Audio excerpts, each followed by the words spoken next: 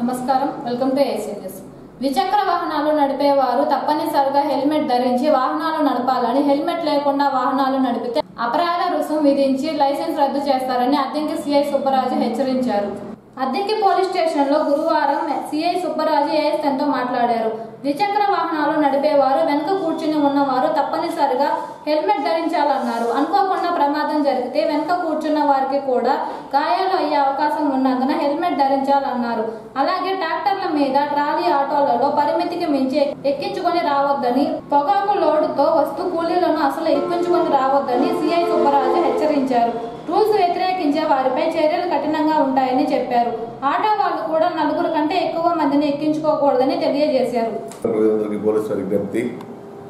దయచేసి ద్విచక్ర వాహనంపై ప్రయాణించే ప్రతి ఒక్కరు కూడా హెల్మెట్ ధరించాలి అదేవిధంగా వెనకాల ప్రియర్ రైడర్ కూడా హెల్మెట్ పెట్టుకోవాల్సి ఉంటుంది ఏదైనా పొరపాటు యాక్సిడెంట్ జరిగినప్పుడు తలకి దెబ్బలితే ప్రాణం పోయే అవకాశం ఉంటుంది యాక్సిడెంట్ నివారించే భాగంగా ప్రతి ఒక్కరు కూడా హెల్మెట్ ధరించాలని కోరుతున్నాం అదేవిధంగా ఇప్పుడు జరుగుతున్నటువంటి పొగాకు కూలీలు కానీ మిర్చి కూలీలు కోతకు వెళ్ళే కూలీలందరూ కూడా ఆటోల్లో ఎక్కువ సంఖ్యలో ఎక్కి ఆటోలో ప్రయాణం జరుగుతుంది దయచేసి ఆటో డ్రైవర్లు కానీ ఆటో కూలీ మేస్త్రులు కానీ మా విజ్ఞప్తి లిమిటెడ్గా 6-7 మంది లేదా 8 మంది లోపే ఆటోలు ప్రయాణం చేయాలి ఎక్కువ ఓవర్లోడ్ ఎక్కి ఆటో ప్రయాణం చేసినట్టయితే ఏదైనా ప్రమాదం జరిగితే ఎక్కువ మందికి దెబ్బలు జరిగే అవకాశం ఉంటుంది నష్టం ఎక్కువ జరుగుతుంది డ్రైవర్ సీట్లో కూర్చోవడం డ్రైవింగ్ చేయడం కూడా అనుకూలంగా లేకుండా కూర్చొని ప్రయాణం చేస్తున్నారు అది చాలా ఇబ్బందికరంగా ఉంటుంది దయచేసి అలా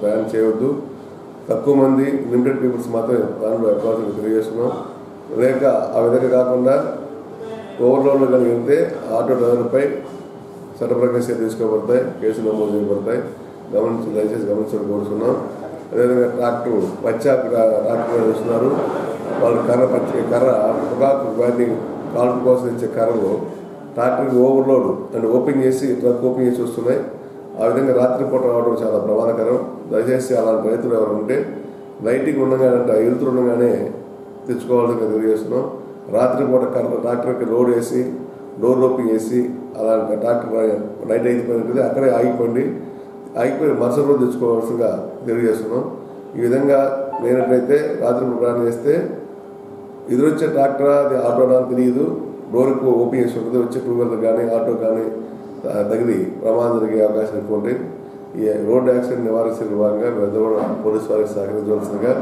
తెలియజేస్తున్నాం ఈ ప్రస్తుతం ప్రతిరోజు ఉదయం 7 గంటల వరకు కూడా మంచు బాగా పడి ముందు వచ్చే వాహనం కానీ వాహనాలు ఏం కనిపించడం లేదు దయచేసి ఎవరైనా ప్రయాణం చేసేవారు మంచు పోయిన తర్వాత వెళ్తున్న ప్రయాణం చేయడం కోరుతున్నాం ఆ మంచు వలన ముందు ఉన్న వాహనం కనిపించగా రెండు కూడా డాష్ అయ్యి ప్రమాదం జరిగే అవకాశం ఉంటుంది అదేవిధంగా వాకింగ్ చేసే వ్యక్తులు కూడా రోడ్ సైడ్ వాక్ చేస్తున్నారు అలాంటి వారికి కూడా మా విజ్ఞప్తి మీరు మంచులో నడుచుకుంటూ పోతున్నారు వెనకొచ్చే వాహనానికి మీరు కనిపించరు దయచేసి వాక్ చేసేవారు కూడా రోడ్డు మార్చి దిగి లేదా గ్రౌండ్కి పోయి సపరేట్గా కాలేజీ గ్రౌండ్లో కానీ స్కూల్ గ్రౌండ్లో పోయి వాకింగ్ వెళ్ళాలని తెలియజేస్తున్నాం హైవే రోడ్ సైడ్ వాకింగ్ వెళ్ళినట్టయితే ఎర్లీ మార్నింగ్ ప్రమాదం జరిగే అవకాశం ఉంటుంది ఆ మంచు కారణంగా మీరు కనిపించకపోవచ్చు ఆ డ్రైవర్ ఇట్టిస్తే ప్రమాదం జరిగే అవకాశం ఉంది దయచేసి గమనించి ఆ మంచు చూసుకొని మీరు మీ వాకింగ్కి మీ ప్లేస్ మార్చుకోవాల్సిందిగా తెలియజేస్తున్నాం జనవరి 26వ తేదీన రిపబ్లిక్ డే సందర్భంగా జిల్లా కలెక్టర్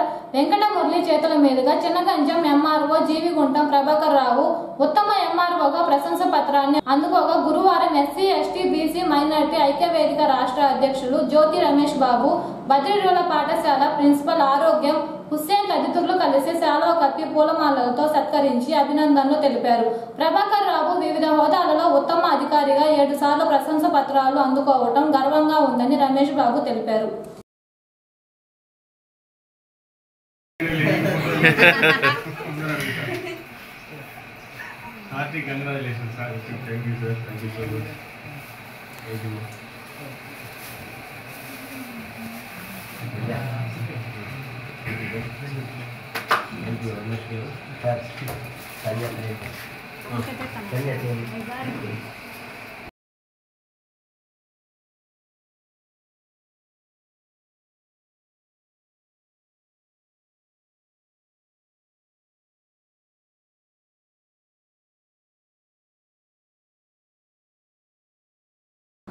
మున్సిపల్ పారిశుద్ధ్య కార్మికులకు కూడా ప్రభుత్వ పథకాలు వర్తించే విధంగా చేసి ఎస్సీ ఎస్టీలకు 200 యూనిట్లు ఉచిత విద్యుత్ అందించే విధంగా చర్యలు తీసుకోవాలని వ్యవసాయ కార్మిక సంఘం జిల్లా ఉపాధ్యక్షుడు తంగిరాల వెంకటేశ్వర్లు డిమాండ్ చేశారు. మున్సిపాలిటీలో పనిచేస్తున్న కార్మికుల సమస్యలు పరిష్కరించాలని కోరుతూ గురువారం అద్దంకి పురపాలక సంఘం కార్యాలయం ముందు కార్మికులు నిరసన కార్యక్రమాన్ని చేపట్టారు. ముందుగా వారి డిమాండ్స్ పై నినాదాలు చేస్తూ నిరసనలు తెలిపి కమిషనర్ రవీంద్రకు వినతి పత్రము అందజేశారు. ఈ సందర్భంగా వెంకటేశ్వర్లు మాట్లాడుతూ ప్రభుత్వం నుంచి విడుదల అయ్యే సంక్షేమ పథకాలు పారిశుద్ధ్య కార్మికులకు అందటం లేదని అడిగితే రికార్డులో ప్రభుత్వం ఉద్యోగులుగా ఉందని చెప్తున్నారని, దీని వలన కార్మికులు నష్టపోతున్నారన్నారు. కార్మికులను ప్రభుత్వ ఉద్యోగులుగా నమోదు చేసినట్లయితే వారికి కూడా నెలకు 60,000 రూపాయల వేతనం ఇవ్వాలని వెంకటేశ్వర్లు డిమాండ్ చేశారు. అద్దంకి మున్సిపాలిటీలో పనిచేస్తున్నటువంటి కార్మికులు ఈరోజు వారి సమస్యల పరిష్కారం కోసం కమిషనర్ గారికి కలిసి వినతి పత్రం ఇవ్వడం జరుగుతూ ఉంది. ఈరోజు ప్రభుత్వం నుంచి అమలయ్యేటువంటి సంక్షేమ పథకాలు విద్యార్థులకు సంబంధించినటువంటి కానీ మహిళలకు సంబంధించినటువంటి 45 సంవత్సరాలు దాటినటువంటి వాళ్ళకి 20,000 25,000 ఇచ్చినటువంటి పథకాలు కానీ ఏ పథకాలు కూడా ఈరోజు మున్సిపల్ కార్మికులకి అమలు కానటువంటి పరిస్థితి ఉంది.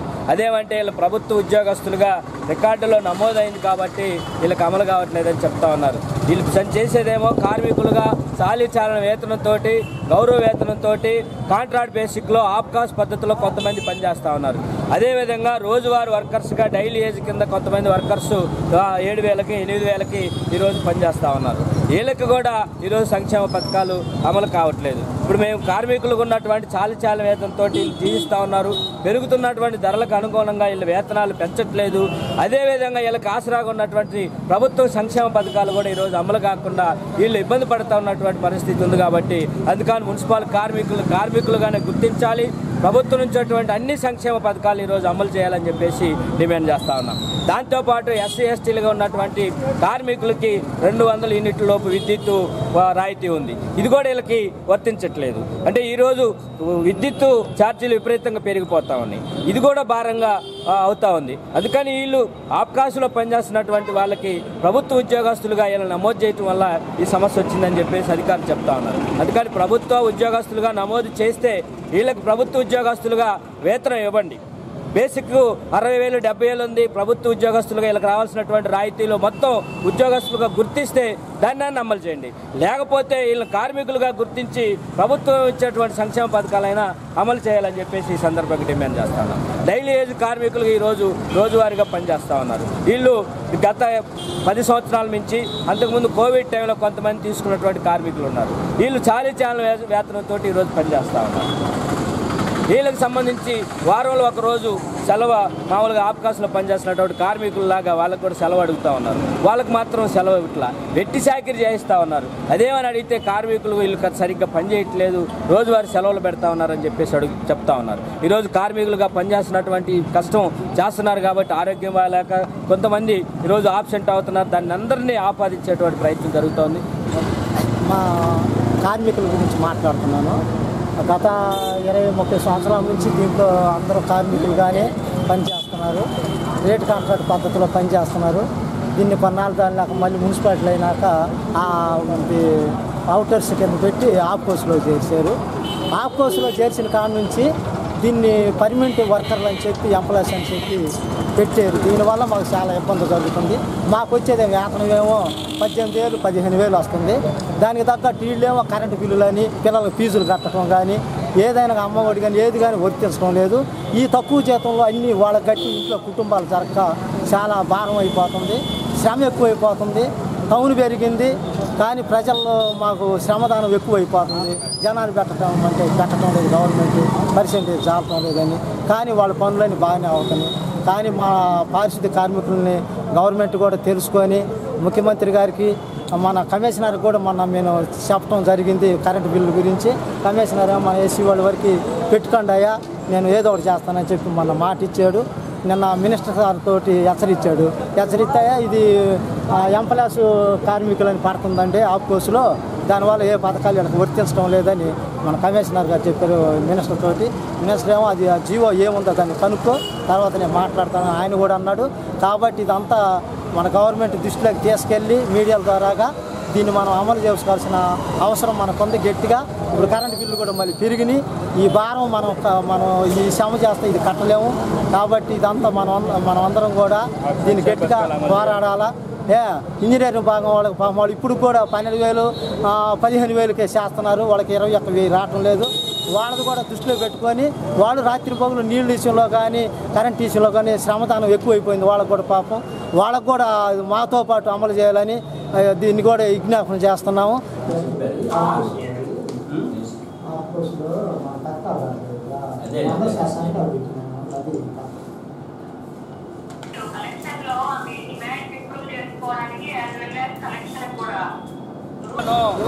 పరిష్కరించాలి మున్సిపల్ కార్మికుల సంస్థను వెంటనే అమలు చేయాలి. మున్సిపల్ కార్మికుల సంక్షేమ పథకాలను అమలు చేయాలి. మున్సిపల్ కార్మికుల సంక్షేమ పథకాలను అమలు చేయాలి. మున్సిపల్ కార్మికుల సంక్షేమ పథకాలను అమలు చేయాలి. సంక్షేమ పథకాలను వర్ధిల్లాలి. మున్సిపల్ కార్మికుల ఐక్యత వర్ధిల్లాలి. మున్సిపల్ కార్మికుల ఐక్యత ఇవ్వాలి. ఇంజనీరింగ్ విభాగంలో పనిచేస్తున్నటువంటి శానిటరీ వర్కర్లకు కనీస వేతనం ఇవ్వాలి. ఇంజనీరింగ్ విభాగంలో పనిచేస్తున్నటువంటి కార్మికులకు శానిటరీ వర్కర్లకు వేతనం ఇవ్వాలి. వారంలో ఒక రోజు రోజువారీ వర్కర్స్ కి సెలవు ఇవ్వాలి. రోజువారీ వర్కర్స్ కి వారంలో ఒక రోజు సెలవు అమలు చేయాలి. రోజువారీ వర్కర్స్ కి వారంలో ఒక రోజు సెలవు పరిష్కరించాలి. మున్సిపల్ కార్మికుల సంస్థను వెంటనే కూలీలకు ఒక రోజు సెలవు వారంలో ఇవ్వాలి. రోజువారీ వర్కర్స్ కి వారంలో ఒక రోజు సెలవు అమలు చేయాలి.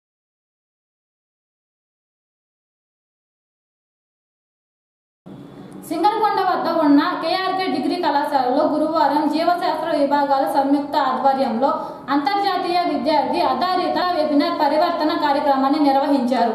ఆన్లైన్ వెబినార్కు ప్రపంచ నలుమూలల నుండి 750 మంది విద్యార్థులు నమోదు చేసుకున్నారు.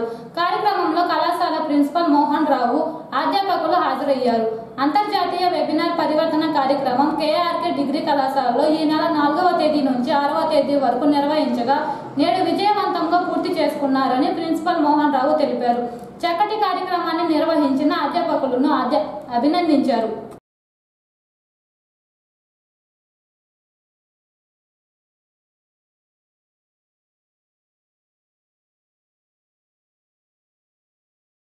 ఏఎస్ఎన్ న్యూస్ సమాప్తం. నమస్కారం.